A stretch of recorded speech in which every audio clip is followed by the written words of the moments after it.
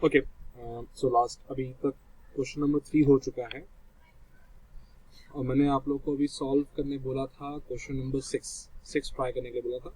I hope आप लोगों ने ट्राई किया होगा। ठीक है, सो मैं डायरेक्टली क्वेश्चन नंबर 4 स्टार्ट करता हूँ। इनकेस अगर आपको दिक्कत आई होगी तो बताना, मैं क्वेश्चन नंबर 6 भी आपको सॉल्व करा के किसी और वीडियो में भेज दूंगा। ठीक है, तो क्वेश्चन नंबर 4 स्टार्ट करते हैं। क्या लिखा है जरा देखना, पढ़ना क्या लिखा हुआ है। और ट्रू डिस्काउंट ऑन अ सम, इन्होंने बात किसकी की है, ट्रू डिस्काउंट ऑन अ सम। यहाँ पे सम का मतलब यहाँ पे कुछ और नहीं है, यहाँ पे सम का मतलब सम ड्यू की बात हो रही है। ठीक है, is 3/8 of the sum due at 12%। ठीक है, अब यहाँ पे वापस से पढ़ते हैं क्या बोल रहे हैं लोग।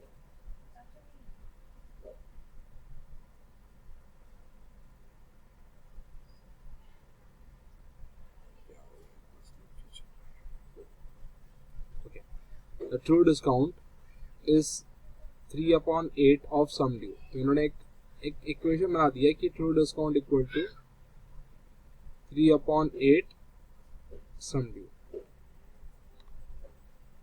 Okay,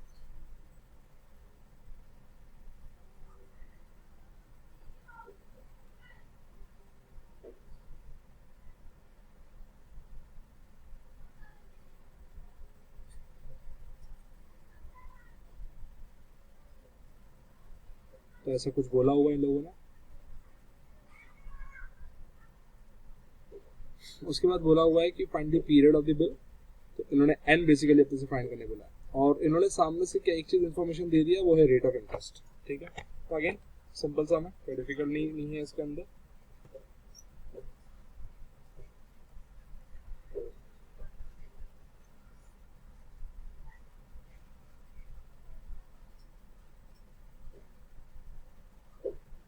question number 3। Okay, question number 3 में लिखा हुआ है कि true discount is 3/8 of sum due. So अगर इसको इक्वेशन में फ्रेम करें तो ये कुछ ऐसा होगा। ऑफ का मतलब होता है मल्टीप्लाई, इसका मतलब होता है इक्वल टू। सो ये हो गया फर्स्ट इक्वेशन आपका। अदर देन दिस आपको रेट ऑफ इंटरेस्ट दिया है which is 12% and you don't know the value of N, तो एन आपके सामने मिसिंग है। सो यहाँ पे वही सेम फॉर्मूला यूज करेंगे सम ड्यू का, बिकॉज उन्होंने फाइंड आउट जो करने बोला है वो ट्रू डिस्काउंट है। आई थिंक नहीं, पीरियड फाइंड आउट करने बोला। सो क्या करते हैं यहाँ पर, सम ड्यू का फॉर्मूला अप्लाई करते हैं। सम ड्यू का फॉर्मूला क्या है, पी डब्ल्यू, आगे बोलूं तुम लोग सोच सकते हो कौन सा फॉर्मूला यूज करूंगा मैं। एक तो मेरे दिमाग में ये एक फॉर्मूला यूज आ रहा है और एक और फॉर्मूला है, हालांकि मेरा मन नहीं कर रहा वो फॉर्मूला यूज करने का, तो मैं ये फॉर्मूला यूज कर रहा हूँ। ठीक है, ये क्या करूँ यार, कंफ्यूज हूँ। एक काम करता, चलो वही वाला फॉर्मूला यूज करता हूँ, बिकॉज इसमें कहीं मेरे को यूज नहीं होने वाला कोई पॉइंट। तो मैं लिखता हूँ sum due equal to P W plus T D. Sum due तो सम ड्यू है, इनको कोई फर्क नहीं पड़ता। पी डब्ल्यू भी पी डब्ल्यू है, लेकिन जो टी डी है यहाँ पे हम लोगों ने चीख के चिल्ला के बोला हुआ है कि 3/8 ऑफ सम ड्यू। तो अगर मेरे को मान लीजिए मेरे को पी डब्ल्यू फाइंड आउट करना है तो मैं क्या करूंगा, S D minus 3/8 times S D. So जो पी डब्ल्यू मिलेगा वो रहेगा 5 times S D divide by 8। चलो ये तो अपने को क्लियर है कि पी डब्ल्यू जो है 5/8 ऑफ एस डी। ठीक है, तो ये तो चलो आसान था। इसके बाद क्या, ये तो मिल गया अपने को, एन तो नहीं मिला ना अभी तक का। तो हम लोग क्या करेंगे, अभी हम लोग फॉर्मूला अप्लाई करेंगे टीडी का। टीडी का फॉर्मूला क्या है, P W into N into R upon 100। मैं मल्टीप्लाई बाय 12, मतलब डिनोमिनेटर में 12 इसलिए रख रहा हूँ बिकॉज मेरे को जो एन वैल्यू मिलेगी वो मंथ में मिलनी चाहिए। ठीक है, so TD is 3/8 times S D. What is PW? PW is 5/8 times SD. We don't know the value of N, तो ये N/12 as it is रहेगा, but we know the value of R which is 12. Okay, so 12 get cancel, बाकी तो जैसा मन करे वैसा cancel करो। Okay, SD and SD also get cancel, 8 and 8 also get cancel. पगलाओ मत, चिंता मत करो, मैं बता रहा हूँ। ओके, मैं ये चीज़ पहले मिटा दूँ। ओके, तो यहाँ मैं n रख देता हूँ, इसको यहीं रखता हूँ। बाकी 3/8 SD multiply by 8 divide by 5 SD, ये SD है,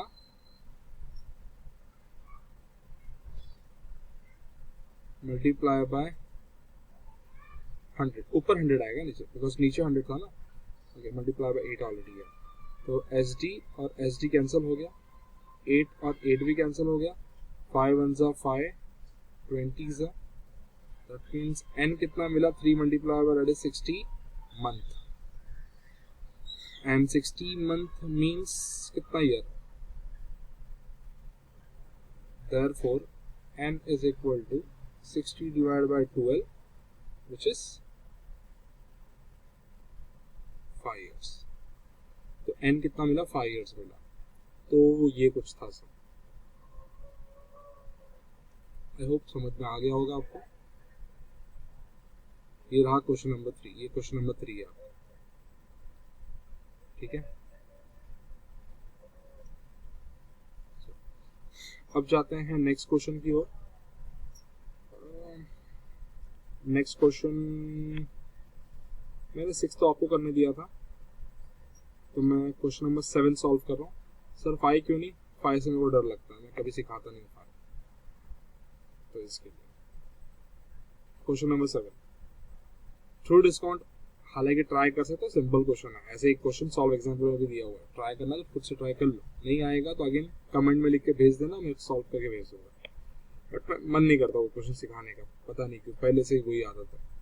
तो मैं कभी 1.2 का क्वेश्चन 5 मतलब ये जो क्वेश्चन है कभी मैं सिखाता नहीं किसी को, ऐसा नहीं कि आता नहीं है, बट कुछ होता है ना इसके लिए। Through discount on a bill is 2200 and banker discount is 2310, if the bill is due 10 month find the rate of interest। तो यहाँ पे ट्रू डिस्काउंट दिया हुआ है बिल का 2200, बैंकर डिस्काउंट दिया 2310, तो यहाँ पे ट्रू डिस्काउंट और बैंकर डिस्काउंट दिया। ट्रू डिस्काउंट और बैंकर डिस्काउंट के जरिए कौन सी वैल्यू मिल सकती है, कुछ बता पाएगा कोई? चलो बताना क्या, यही तुम्हारे सामने फॉर्मूले रख देता हूँ। ट्रू डिस्काउंट और बैंकर डिस्काउंट के जरिए अपने क्या मिल जाएगा, बैंकर्स गेन, और फिर बैंकर्स गेन का फॉर्मूला अप्लाई करो। टीडी ऑलरेडी तुमको पता है, एन और आर में कुछ तो फाइंड करने बोला इन लोगों ने, तो इन लोगों ने आर फाइंड आउट करने बोला, तो बस क्या अभी करो, आर मिल जाएगा। ट्रू डिस्काउंट और बैंकर डिस्काउंट, ट्रू डिस्काउंट और बैंकर डिस्काउंट के थ्रू पहले आप लोग क्या फाइंड करोगे, बैंकर्स गेन फाइंड आउट करोगे, और फिर बैंकर्स गेन का दूसरा वाला फॉर्मूला अप्लाई करके टीडी वाला, इसमें तुम लोगों को आर फाइंड करने बोला, शायद से आर या एन कुछ तो वापस में भूल गया, हाँ रेट फाइंड करने बोला, नहीं सॉरी क्या फाइंड करने बोला, हाँ रेट फाइंड करने बोला, तो रेट फाइंड कर लेना। और क्या, एन कितना है, आइडिया किसी को एन कितना है?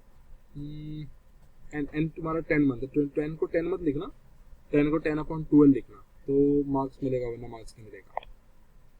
तो ये भी क्वेश्चन हो गया सेल्फ ट्राई पे।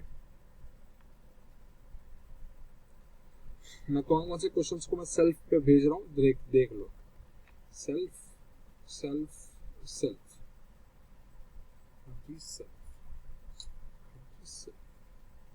Question number 8।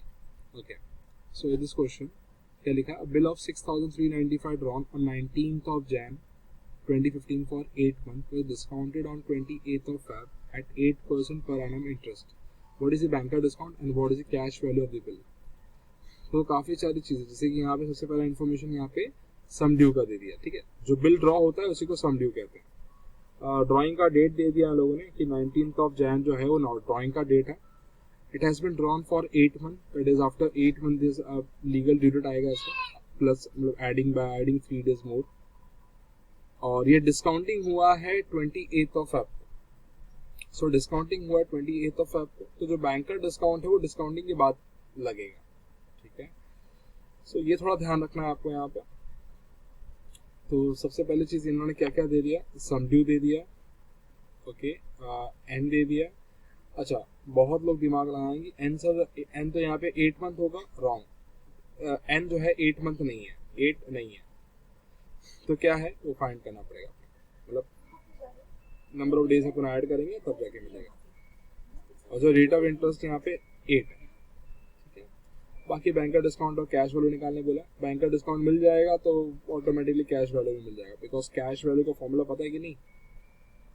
कैश वैल्यू का फॉर्मूला देखो, S D minus B D. तो अगर देखो एस डी तो ऑलरेडी मेरे पास है, अपने को बी डी बस फाइंड आउट करना है।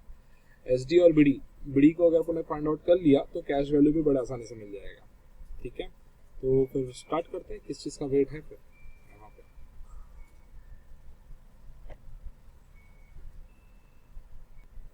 होगा ना सरप्राइज। ओके, तो बेसिकली मैंने अभी किया क्या है इसमें, यहाँ मैंने कुछ वैल्यूज एडिशनली मैंने पुट कर दिया बिकॉज का टाइम का शॉर्टेज था। तो सम ड्यू यहाँ पे 6395 दिया हुआ है, period of bill is 8 month, ठीक है। Date of drawing is 19th of Jan 2015 and the period of bill is, तो लीगल ड्यूरेट तुम्हारा 22 of September है। कैसे आया, ड्राइंग में जो हम लोग पीरियड ऐड करते हैं, पीरियड ऑफ बिल ऐड करते हैं, तो उस पर 3 days एक्स्ट्रा ऐड करते हैं ना, तो 3 days जो होता है ग्रेस डेज होता है। सो ग्रेस डेज को ऐड करके अपना क्या मिल गया, लीगल ड्यू डेट। अपने को यहाँ पे वो नॉमिनल ड्यू डेट फाइंड करने की जरूरत नहीं है, अपने को सिर्फ क्या चाहिए, लीगल ड्यू डेट चाहिए। तो यहाँ पे ये तो मिल गया। इसके बाद में डेट ऑफ डिस्काउंटिंग दिया हुआ है 28th of Feb, राइट। तो ड्राइंग करने के जिस दिन, मतलब जनवरी में ड्राइंग किया उसने, और अगले महीने में फरवरी में उसने क्या किया, डिस्काउंटिंग किया। बिल था कब का, 22nd of September का बिल है, मतलब ड्यू डेट। एन जो होता है ना, याद रखना हमेशा, एन जो होता है वो डिस्काउंटिंग के डेट से लीगल ड्यू डेट के बीच का जो डेज होता है उसी को हम लोग एन बोलते हैं, ठीक है। तो यहाँ पे 206 डेज कैसे आया, देखो फैब का 28 है, राइट। तो 29 तो होता नहीं है फैब में, 2015 में खास कर, हाँ 2016 होता तो भले मैं एक डे वन यहाँ पे लिखता, बट यहाँ पे सिंस ये 2015 है और 16 नहीं है, इसके लिए मैं यहाँ पे 0 लूंगा, बिकॉज 28 के बाद कोई डे ही नहीं है। मार्च का पूरा 31, अप्रैल का यहाँ पे 30, सेम गोज फॉर मई, जून, जुलाई, अगस्त, सितंबर में 22।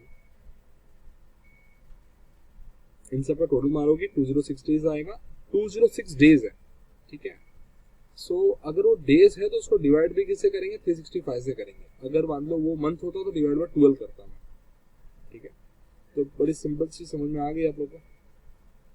अब इसके बाद जो है,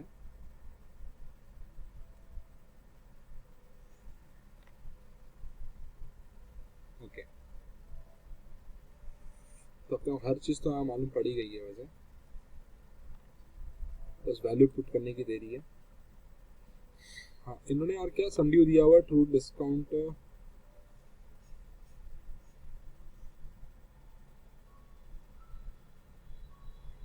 सम ड्यू दिया हुआ है, और क्या फाइंड करने बोला इन लोगों ने, okay, what is a bank का डिस्काउंट। हाँ, तो बैंक का डिस्काउंट फाइंड करना कौन सा बड़ी बात है। तो बैंक का डिस्काउंट के लिए बेसिकली क्या करेंगे हम लोग, बैंक का डिस्काउंट का जो फॉर्मूला है वो यूज करना है यहाँ पे। सो द बैंक का फॉर्मूला फॉर बैंक का discount is sum due multiply by N multiply by R divide by 100, ठीक है। बैंक का डिस्काउंट तो नहीं पता, लेकिन सम ड्यू पता है। सम ड्यू कितना है अभी तो पता किए थे। सो सम ड्यू इज, भूल गया, 6395। तो sum due 6395 multiply by what is n. n is 206 days out of 365 multiply by rate of interest. Rate of interest I think यहाँ पे कितना है,